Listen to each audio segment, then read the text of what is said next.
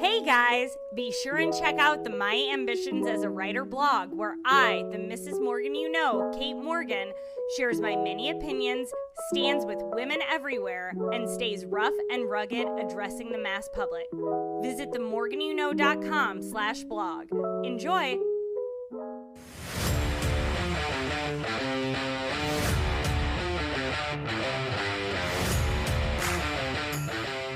Yeah, We Know podcast fans, reach out to us at YeahWeKnowPod or YeahWeKnowPod@gmail.com. But now, welcome to the Yeah We Know podcast. You're in the ring with Jimmy and Rod. Rod, what are you hot about today? Well, I'm hot about the fact that we had the women's tag team championship belts change hands for what reason exactly? I don't really know exactly what happened in that spot, Jimmy. As I stated before, I'm all for nostalgia, but my goodness, that I don't know. You're a more seasoned veteran here on the podcast than me, and in our newest member of the WWE universe who's going to be joining us here in a second. But that match looked a little sloppy to me. I'm sure we'll get into it. Speaking of, what'd you say, senior WWE? Anyway, speaking of old people, old man Chris King, how are you tonight? What is up, fellas? Thanks for having me back. So let's get right into Raw here with the Women's Tag Team Championships changing hands.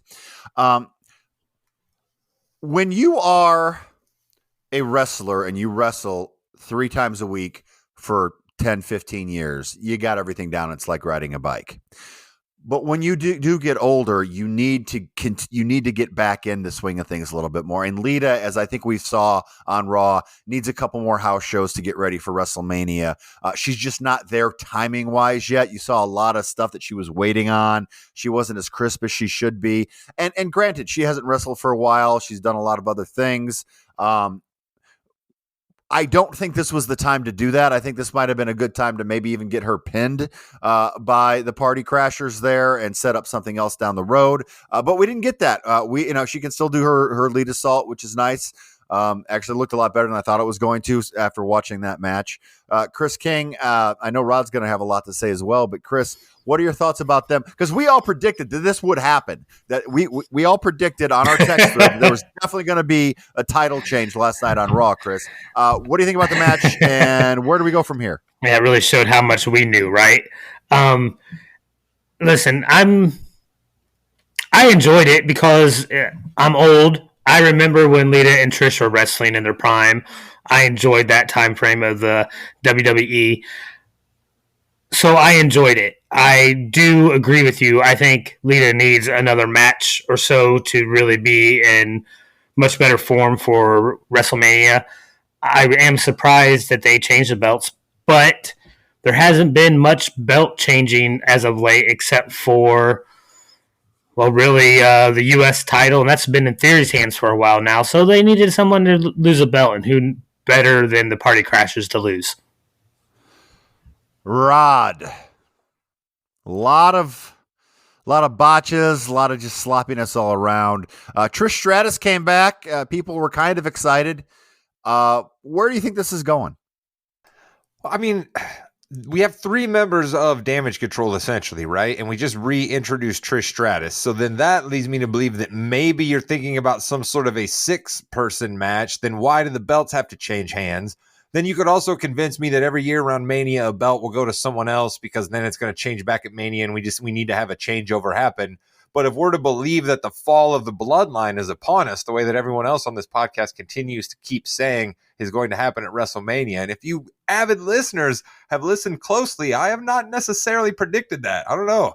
I still might be willing to be the one man in America that goes out on a limb and thinks that the bloodline doesn't crumble at WrestleMania, but that's a discussion for another time. So if that all is happening, you don't need someone to take the belts back from Lita and Becky Lynch, because I'm sorry, but I just don't see we have a long run of Lita through the spring and summertime doing shows with Becky Lynch, keep carrying the belts. So, I was really perplexed by it, and I was really bummed that the match was just a big time, just kind of botch fest. And I understand why it was a botch fest, and I ain't mad at Lita, but it seemed awful forced, and things with Triple H haven't seemed that forced for a while.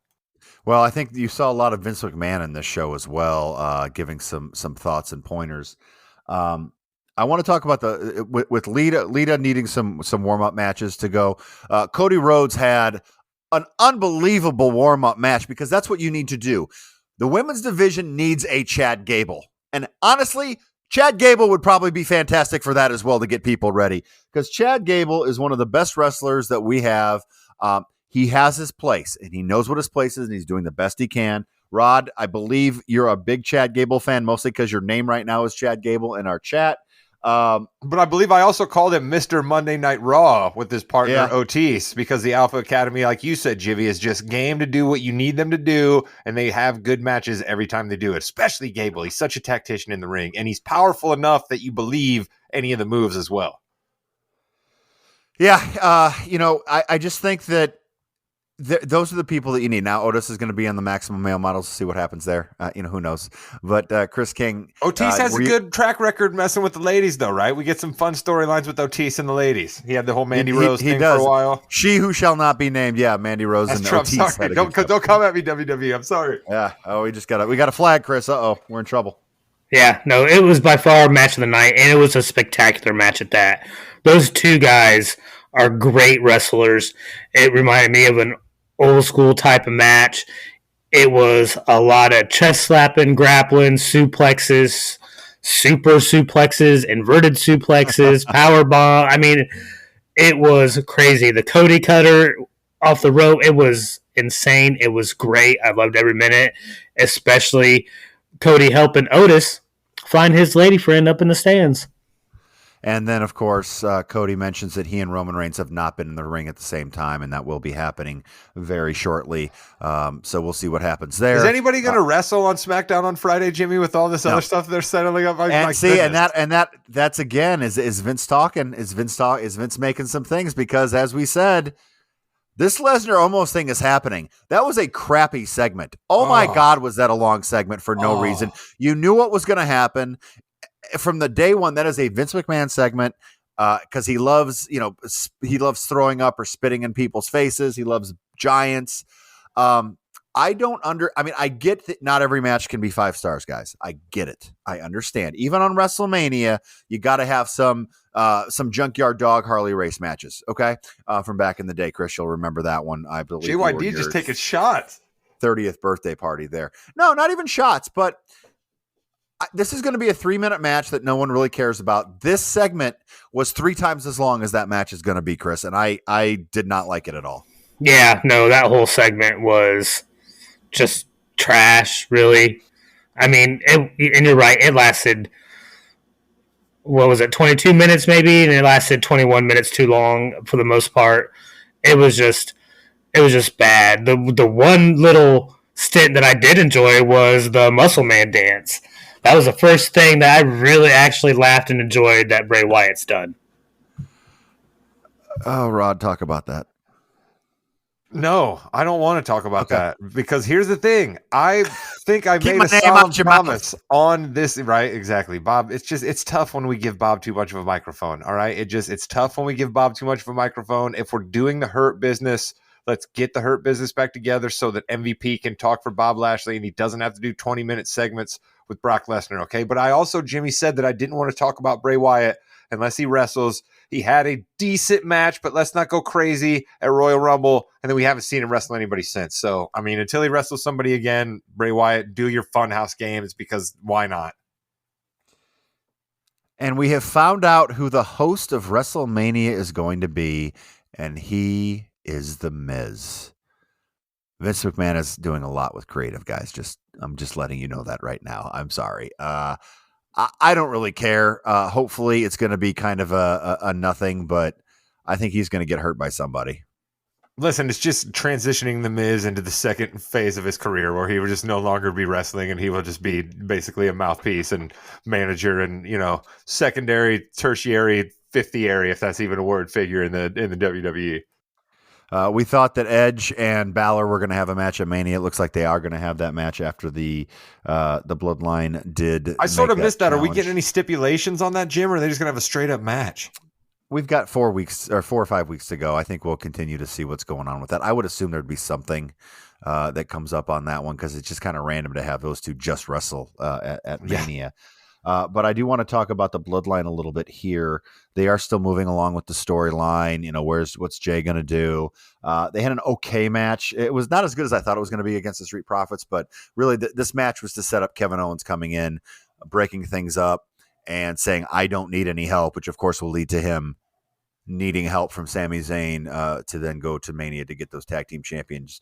Rod, are you still, you kind of alluded to it earlier, you're still on board with the Hurt Business, or not the Hurt Business, the Bloodline staying together? We're going to break the Bloodline up for Cody and for Kevin and Sammy, right? That's what we're breaking them up for. And then, okay, then fine. I don't know. I just seem to think, I believe it was, Chris, you have to help me with this one, but who's saying you don't know what you got till it's gone? Was that Cinderella? Was that Rat? Who was that in the 80s that had that song, right? Like, here's what I think we're going to feel about the Bloodline, right? Is we're all had fun when we sat around and talked about what the end of the Bloodline might look like. And then when the Bloodline actually ends, I think we're going to be awfully wistful and be like, man, you know what was cool? The Bloodline, right? Like, I just think that like we're wishing for the end of the Bloodline for an absolute white meat, old school babyface. Okay. I don't want to seem like I'm trashing Cody Rhodes, but if that's the way that I need to start going, I will, because I want to get some alarm bells raised here. Okay. In a new world of professional wrestling, in a world where you just had the character Roman Reigns has played was your champion for 2 years, we're going to end all of that and turn it over to this guy who was as old school as professional wrestling gets. Color me a little bit skeptical on that. All right. And then how long are we keeping Kevin Owens and Sami Zayn together for maybe possibly one of the best tag teams that's ever been at it in the WWE? I don't know. I was riveted by the end of Smackdown, right? I don't know what they're going to do. That's what I find cool about it. And let's not wish for the end of it, because I'm still riveted every time they come on my screen. Those were some great promos. Sami Zayn is really hitting his stride and continuing that. And we'll see where it goes. I mean, we think we know where it's going. But yeah, I agree with you. I'd kind of like to have them stay where they are. I do want to mention Johnny Gargano as well. It was kind of interesting as we were watching this on Twitter. Somebody said, really doesn't get talked about enough how Gargano is terrible, #Raw. Well, Gargano replied to him and it said, well, since you used the hashtag, it came up in the For You tab. So thank you for that, which I thought was funny. But this is the same guy who tweeted Gargano 10 years ago about some advice randomly, and Gargano gave it to him, and Gargano had his receipts and showed him that advice.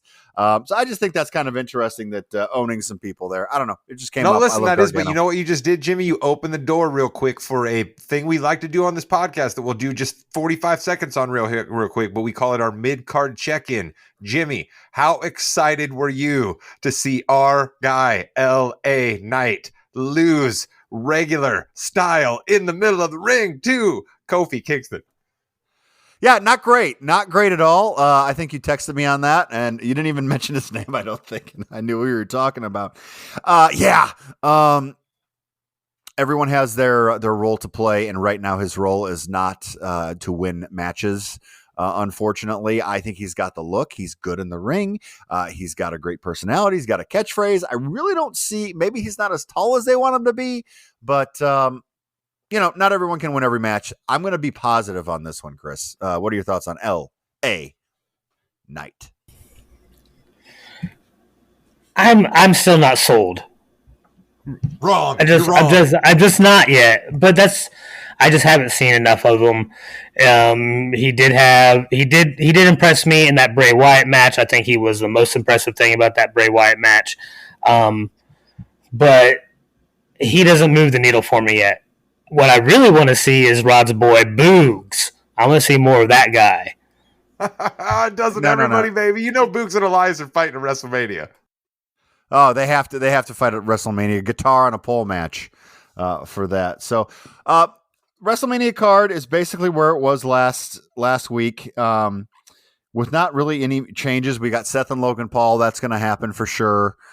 Now that Seth FaceTimed him. That segment probably went on a bit long as well. A tad long. I did like at the very end of Raw, after the cameras off, Seth came out and Becky Lynch and Seth hugged and they celebrated the championship win. I thought that was pretty cool.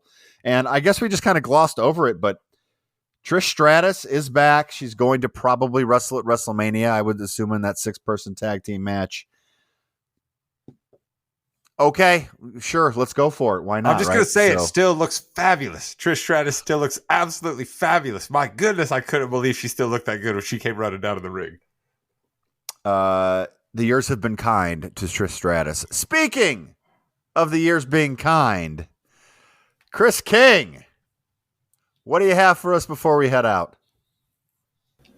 I just like to say Montez Ford continues to impress. Of course, we all saw what he did in the Elimination Chamber, and he had another great match against Uso and Solo. He is becoming my new favorite mid card guy. I'd like to see him get a little bit more run as a solo act instead of part of the Street Profits. And with that, you have been listening to the Yeah We Know podcast, part of the More Than You Know's podcast network. You're in the ring with Jimmy and Rod.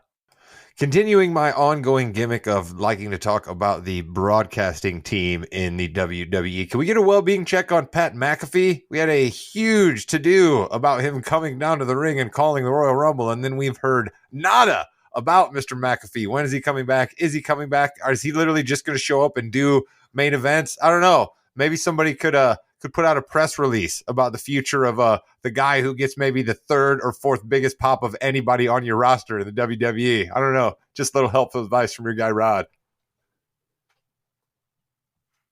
I think he's too busy being ruined by Brett Favre right now, but that's another story. He's going to go bankrupt. I'd imagine not. Did you guys watch the Real Sports thing, man? I don't know. Sounds like they got farmed dead right.